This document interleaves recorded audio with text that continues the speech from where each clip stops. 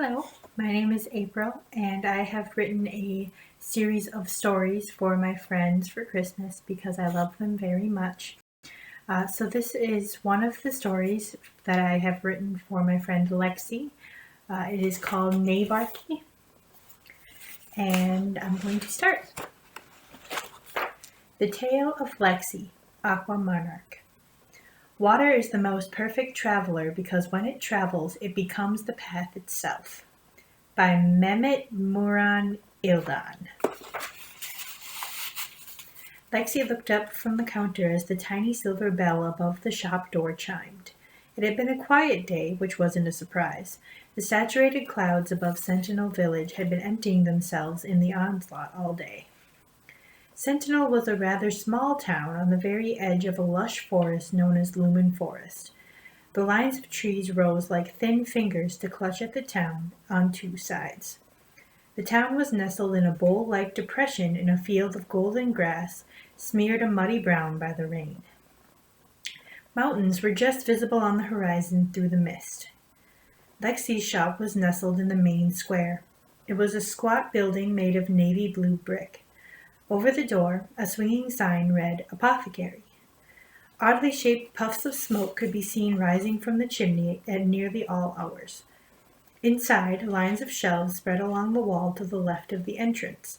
Squat shelves ran parallel to the front windows, with glittery glass bottles of all shapes and sizes nestled on each.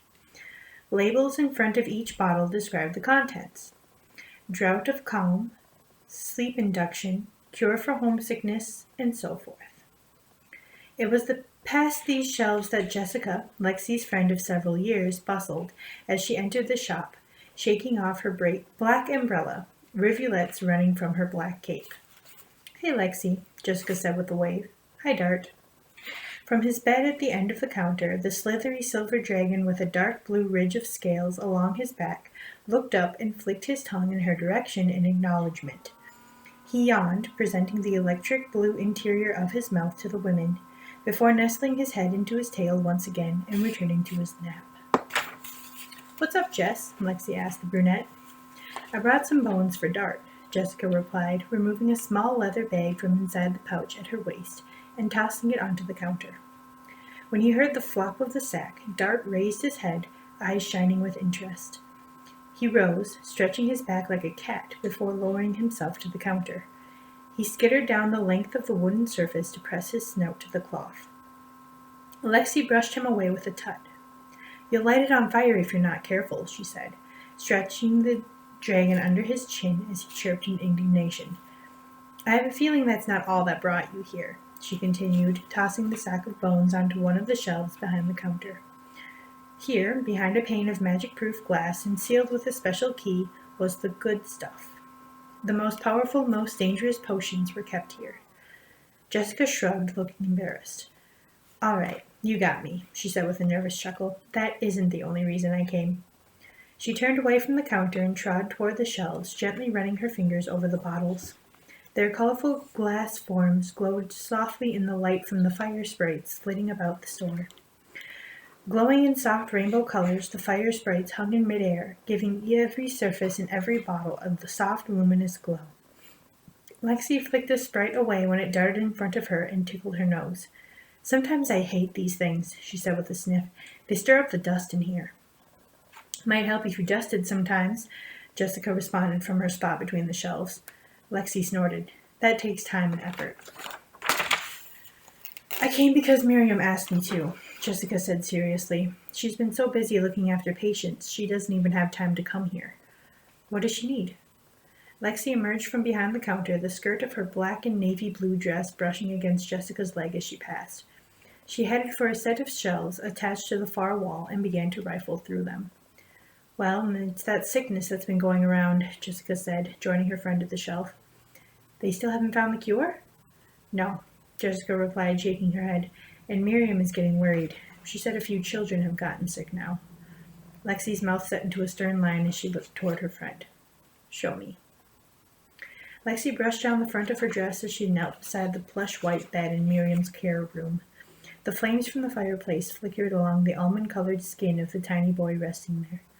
His arms were curled against the plump plush bear that Miriam kept for her younger patients. His mouth was slightly open as he slept.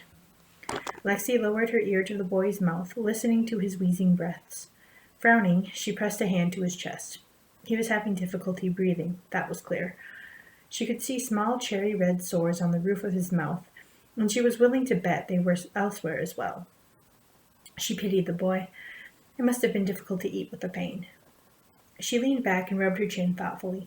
Painful mouth sores, difficulty breathing, and, if Miriam was correct, nausea and dizziness. That was the 10th case in 3 weeks, and they had yet to find the source or a cure. The first had been an elderly man. Miriam had initially considered his age to be the cause of many of his maladies, but then a middle-aged woman came down with the same symptoms. Then a pair of teenagers, twins, 2 girls. More cases had followed, and this young boy and his even younger sister were the 9th and 10th cases. We must figure this out before more people get hurt, Lexi thought. She folded her hands before her, interlocking her fingers. The food sources. Perhaps tainted meat? Not possible. The herd animals had been tested for known diseases and all came back negative. Perhaps it's spread by an animal. Infestations were rare cases in the village. None of the victims of the illness showed any bite marks or signs of contact with animals that usually spread diseases. Lexi knew she was only retreading ground that many others had already considered. Stores of grain and vegetables had been emptied and cleaned spotless. Miriam had tested all of her medicines, though none of the victims had taken any of the same medications. All her stock was free of known contamination. It was as the word contamination skittered across her consciousness that Lexi had another thought. Sitting up abruptly, she gasped. The moon was bright and clear as Lexi left Sentinel Village. She had barely had time to grab her navy blue traveling cloak as she followed a hunch that was growing in her stomach with every step. Contamination. What else can be contaminated? A water source. Lexi increased her speed from a brisk walk to a trot as she exited Sentinel, feeling a soft breath escape her as she pushed through the boundary spells. The moon was a heavy silver disk in the sky, guiding her way as her shoes thumped softly on the cobblestones. Around her, the fields were an ocean of gold. She could imagine the children of the village racing around these hills. They would laugh and chase one another and pause for drinks from the river. The path she strode upon was commonly used for travel. It was relatively flat and easy to traverse, with a clear line of sight in all directions. The mountain stood before her, as Lexi cast a quick glance, she caught a glimpse of God's Reach. She remembered her other friend, April, mentioning the mountain was named where the earth touches the sky in the ancient tongue.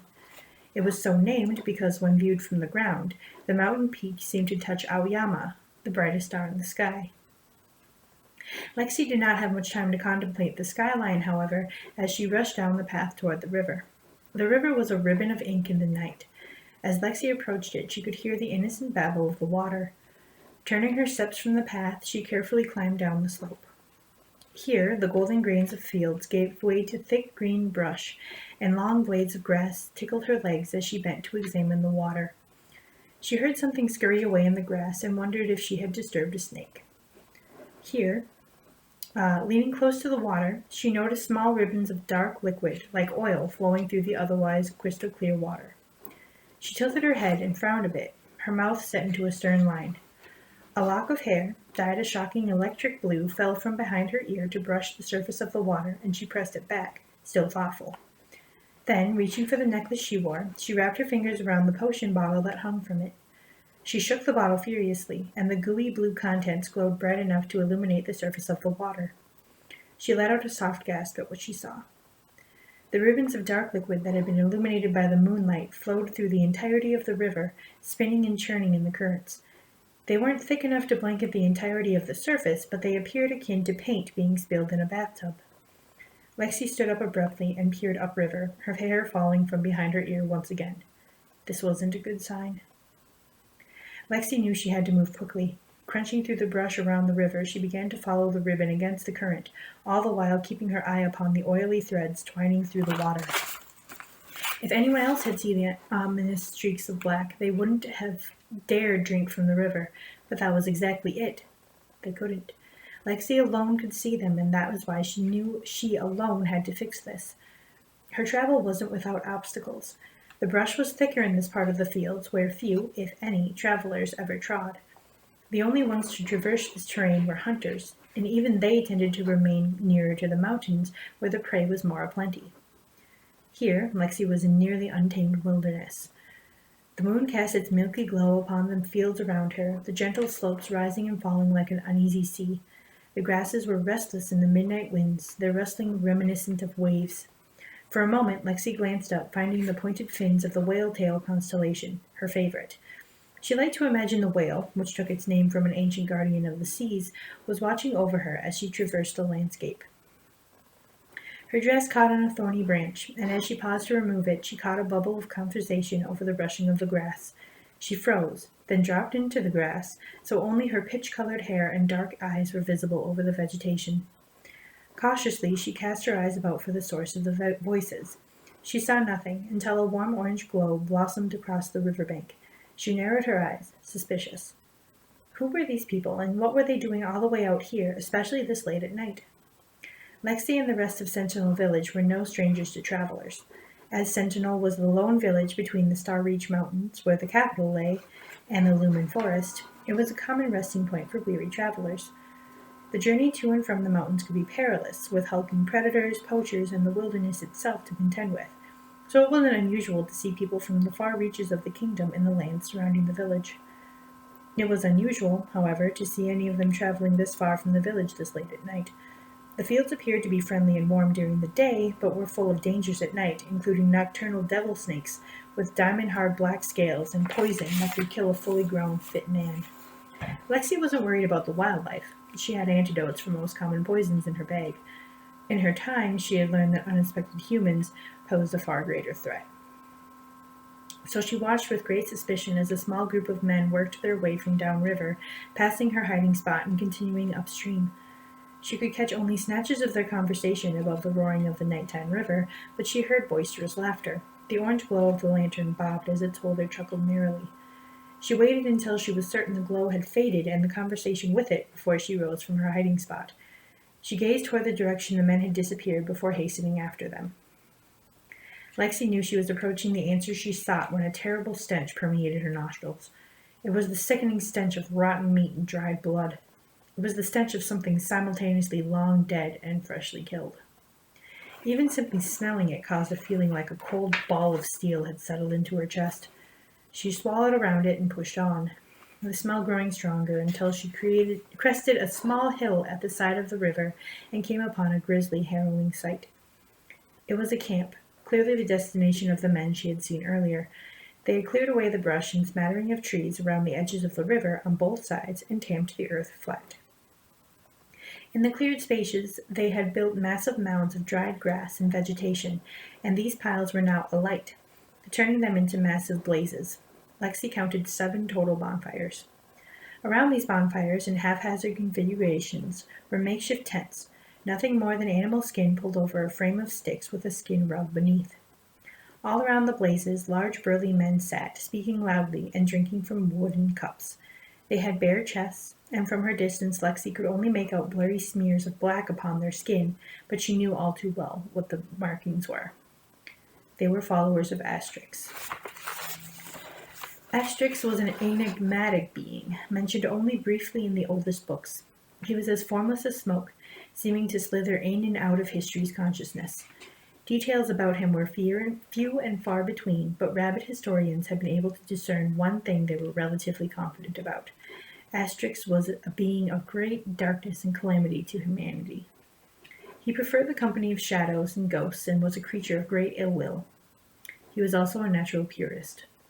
Translation of Asterix's desires for mankind varied, and it seemed no one could agree, but many translators of the ancient tongue believed the Great Shadow, as he was often referred to in ancient texts, wished for the eradication of mankind, as he seemed to view them as a pollution of the earth. As seems to happen with these things, when translations of Asterix's desires were made public, there were those who agreed with him. They tattooed spells of Asterix's dark magic upon their bodies, hoping for his blessing to give them the power to assist his aims. These were the men Lexi was seeing now. It was a sorry sight, men who wished for the destruction of their own race, but, Lexi supposed, she couldn't entirely blame them. Humankind could be very corrupt. They could contaminate and destroy even each other without a second thought. But, she wondered, was total annihilation the only solution? If the tattooed men weren't enough to make her believe these were Asterix's followers, the shrine in the center of the river was. The men had dug a massive gouge into the very center of the river, building the silt and stone into a cup shape. They supported this cup with massive planks of wood, which they leaned against the walls to keep water from pouring into it. Upon her initial look, Lexi thought they had piled a mound of wood in the center of the cup, but she realized after a horrified second that the bleach-white sticks were bones. Atop this pile of bone, a single spear was stuck. The spear protruded crookedly from the eye-hole of a skull with a long snout and wickedly pointed teeth. Lexi felt the sick feeling in her stomach. It was a dragon skull. All around it, the mound in the center was alight with yet another flame, giving the shrine a menacing glow that licked over the oily surface of the river around it. Carved into the wooden planks around the edges of the shrine were foot-high runes, and Lexi gazed over them. She wished April was there. She recognized the rickety, blocky runes of the ancient tongue, but couldn't translate the words. She recognized only one rune.